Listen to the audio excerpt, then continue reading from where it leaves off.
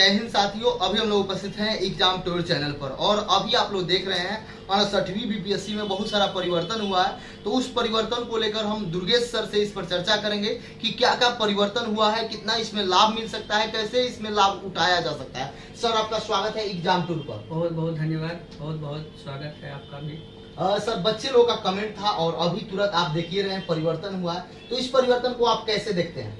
देखिए, परिवर्तन जो है सो स्वाभाविक होता है, क्योंकि समय के साथ व्यवस्था में परिवर्तन ला करके हम उसे बेहतर से बेहतर बनाते हैं।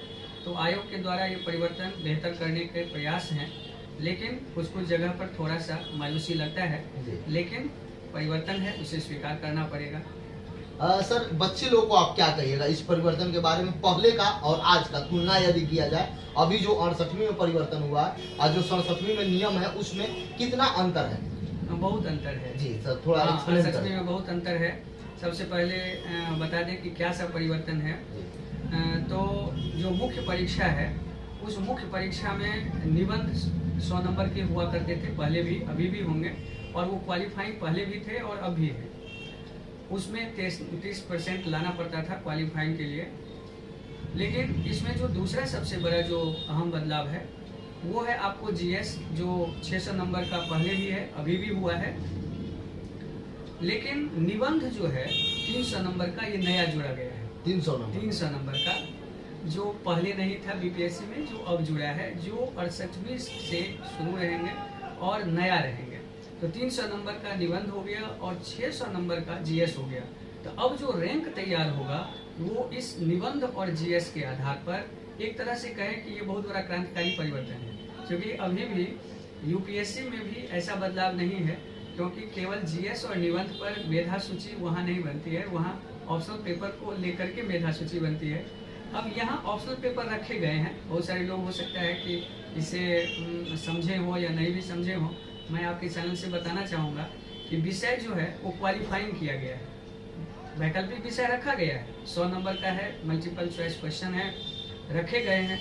लेकिन उसको जो है सो निर्णायक भूमिका में अब नहीं है, वो कंपलसरी बनाया गया और सभी वर्गों के लिए अलग अलग उसमें कैटेगरी किया गया है। जैसे मैं आपको बताना चाहूँगा कि सामान्य लोगों को उसमें 40% लाना है 100 नंबर में, और ओबीसी के लिए जो है सो 36.5% है, ईबीसी के लिए जो है सो आपको 34% है, और बाकी मतलब जो लोग हैं उनके लिए आपको 32% रखा गया है। मतलब 32 से 40% आपको क्वालिफाई करने के लिए है ऑप्शनल पेपर में।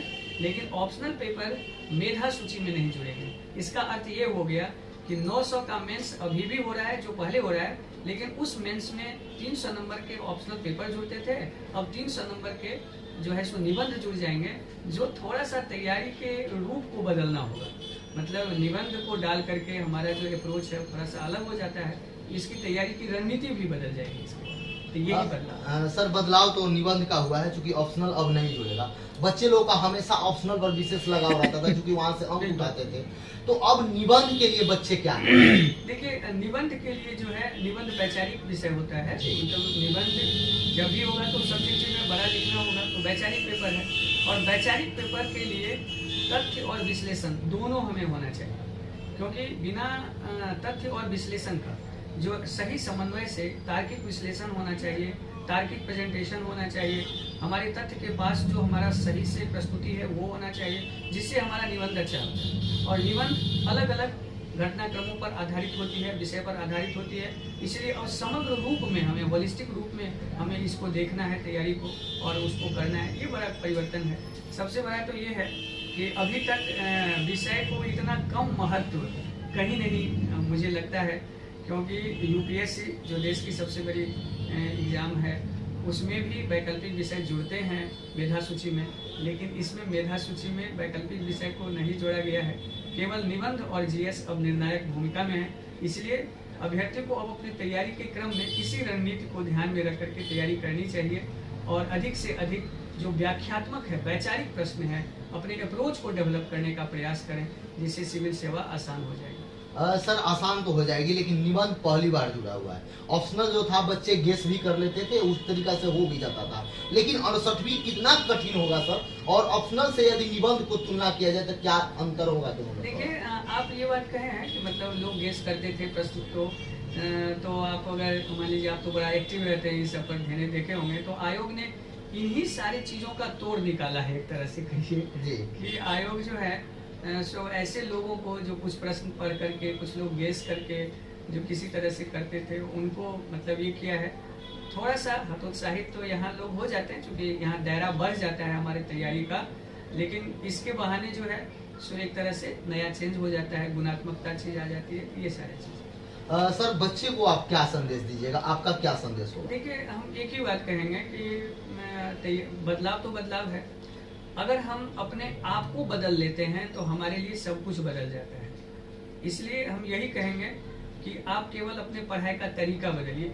होता क्या है, देखिए, तथ्यात्मक और विश्लेषणात्मक पढ़ाई में अंतर सिर्फ इतना होता है कि हमें चीज़ों को थोड़ा सा व्यवहारिक और प्रैक्टिकल रूप में सोचना पड़ता है, और तथ्य में होता है कि सीधा हम उसको याद कर लेते हैं। तो यही अंतर होता है। अगर केवल हम अपने पढ़ने का तरीका बदल लें तो चीज़ें वही रहेंगे, केवल तरीका बदल देना है, बस और कुछ नहीं करना। सर समय देने के लिए बहुत बहुत धन्यवाद। बहुत बहुत धन्यवाद हमें कि आपके माध्यम से लोगों को ये बताने का मौका मिला कि अब आप लोग घबराइए नहीं, अच्छे से तैयारी करिए और अच्छे से अच्छे मार्गदर्शन में आइए, जिससे कि आपका अप्रोच बने, साइंटिफिक डेवलपमेंट बने, एक संपूर्ण एडमिनिस्ट्रेटिव जो बिहेवियर है वो आपके अंदर डेवलप हो और आप एडमिनिस्ट्रेशन में जाएं। यही हमारी शुभकामना है। यदि आप एग्जाम टूर को पहली बार देख रहे हैं, आए हैं, तो एग्जाम टूर को जरूर सब्सक्राइब करें, लोगों में शेयर करें। जय हिंद, जय भारत, जय युवा।